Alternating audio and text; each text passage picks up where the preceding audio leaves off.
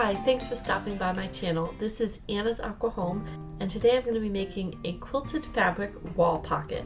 I've seen a lot of them made out of pottery, and I got this idea to make it out of fabric. So that's what I'm going to attempt to do today. I've never made one of these before, so come along with me as I do it. I have a video where I made this quilted fabric myself, so I'm inserting a few clips here, but if you want to check out that video, I will link it in the description.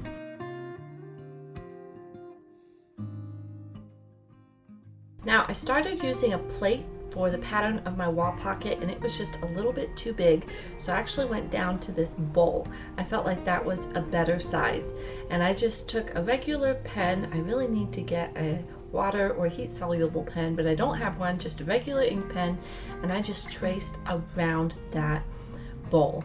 And then for the next one, I did a trace, but I only traced half of the bowl. I didn't go all the way around. I just traced like the bottom half, or really the bottom even third, and you'll see why, because I'm going to make those edges go straight and then put like an upside down curve in there. So I only needed the bottom half, and then I went ahead and cut these out with sharp scissors.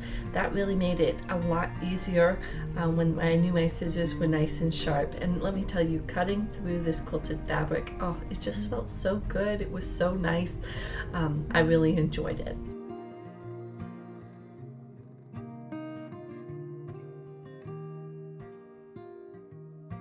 This quilted piece is double-sided, so you can see that it has one fabric on one side and then a coordinating fabric on the back. I went ahead and put my fabric over what I had drawn on my other side, and then you'll see the shape I'm going to make. Like, it's almost going to be like a crescent moon shape. So I laid the bottom piece, the circle back piece, down over where I had traced, just as another kind of guide as I cut this out.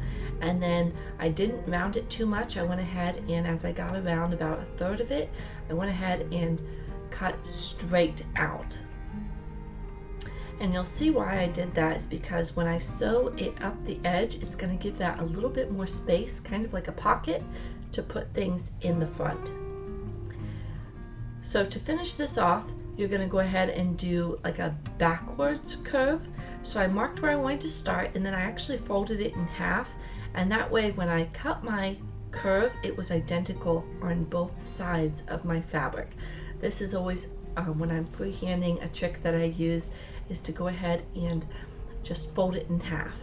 And then you can see I needed to trim off a little bit in the middle of that curve, and there we go. I've got the front part, the actual pocket of my wall pocket. So I've got the back piece and then this front piece that is going to turn into the pocket.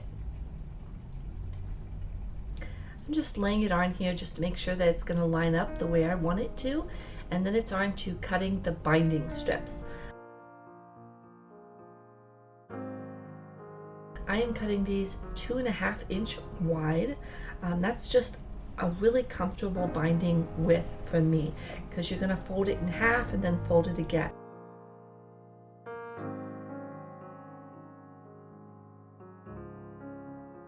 I also had a small scrap of it as well on this, so I could have cut 2, but I knew that I already had a scrap of 2.5 inch wide. So you're going to fold it in half, and you can press it or iron it, or just fold it and pin it. But you're going to take this 2.5 inch strip, and you're going to lay it right up next to the curve of the pocket piece, and you're going to pin that on, just so that it's really nice and secure as you're sewing through on this curve. After that is pinned, you are going to go ahead and sew it from one side to the other side with 1/4 of an inch seam allowance.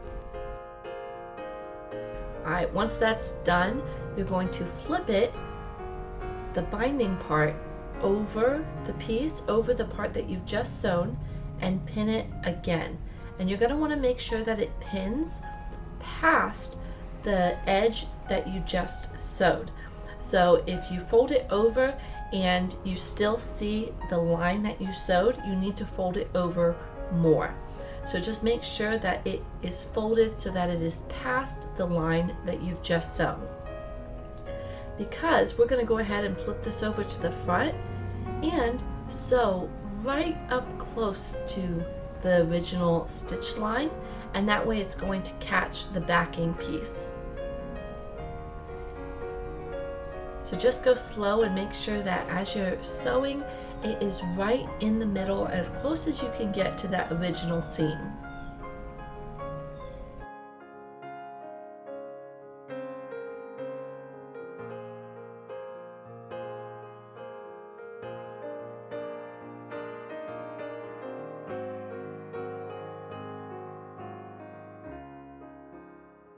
And now that that's done, you can trim off the edges, and that's going to finish the edge of our wall pocket. You can see that I caught the backing of my binding, and so that is all secure and there are no raw edges. Next, it's time to make the little loop that is actually going to hang our wall pocket. So I'm using a strip of that same 2.5 inch long binding strip, and I'm going to fold both sides to the center, fold it in half, and sew it down one side. I did not measure how long this was because I knew I had plenty of extra and I could trim off what I didn't want. Next, it's time to put everything together. You're going to go ahead and pin the hanger right where you want it, and you're going to do it so that the hanger is inside, and then you're going to pin around this wall pocket. Start from one edge and work all the way around. The pocket is not going to lay flat on the back piece, and that's what we want.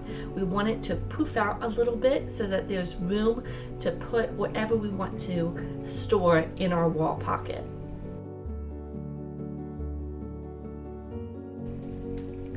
Once I'm finished pinning, you can really start to see it take shape. You can kind of see how it's going to hang once it's on the wall, and there's just this cute little pocket to put either flowers or keys or so many different little things. I love how this is working, and I love these two fabrics together. All right, let's go ahead and get another binding piece, so that long 2.5 inch strip, and we're going to go ahead and fold it in half and start pinning that also on our wall pocket all the way around the edge.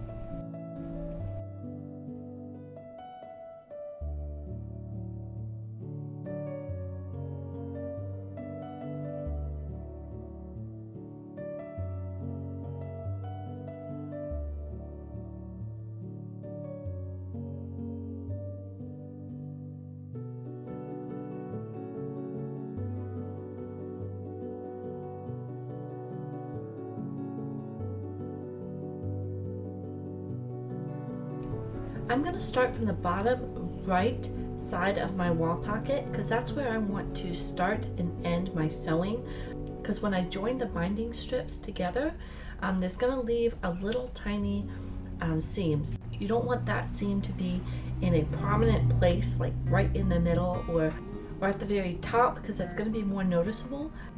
So I tend to put my joining seams like the bottom lower half, somewhere on the lower half of my project. I feel like the upper half, it's just seen more and you see more attention to there.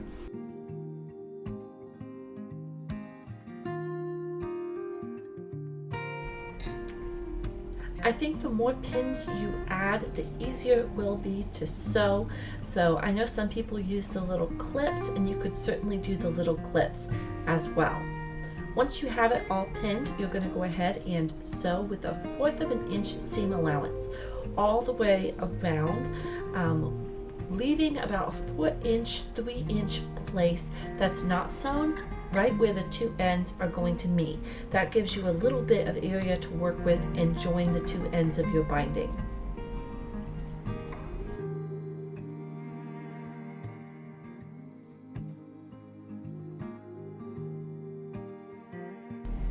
Okay, so I totally trimmed the binding edges to attach them out of the camera view. So I apologize for that, but basically what I did was I took them off and I measured them so that they were both ends of the binding perfectly met, and then I added 1/4 of an inch to either side. And then when I did that, I was able to sew them together, and then I laid them out flat and sewed it onto the wall pocket again. I am so sorry, I completely messed up that edge. If you want to refer to my mini quilt video, I show you how to do that in that video on camera.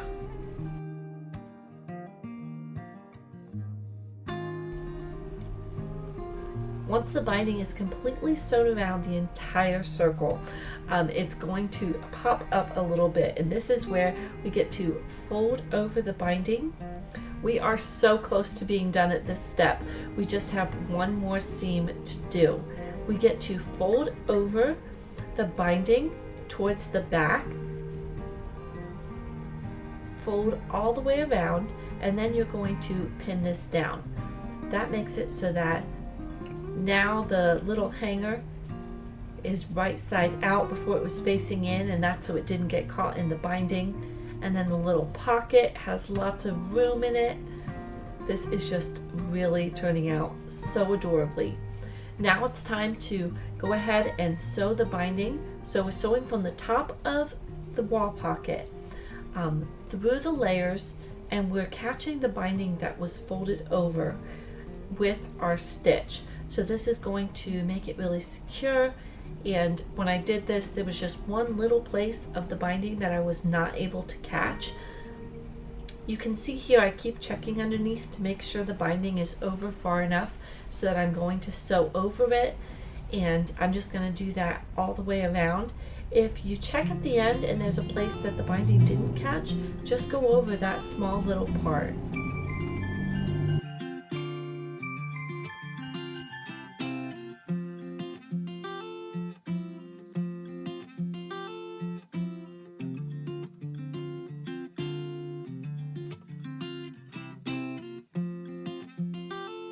I made sure to give it a good iron at the end just to take out any wrinkles, and it also helps it to lay flat because of the binding around the circle. It does tend to make it poof up a little bit, so giving it a good iron will definitely help your wall pocket. And here it is.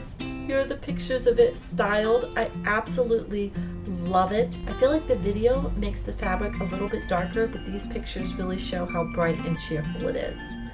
Thanks so much for stopping by my channel and watching. I hope you enjoyed it, and I hope you have a great day.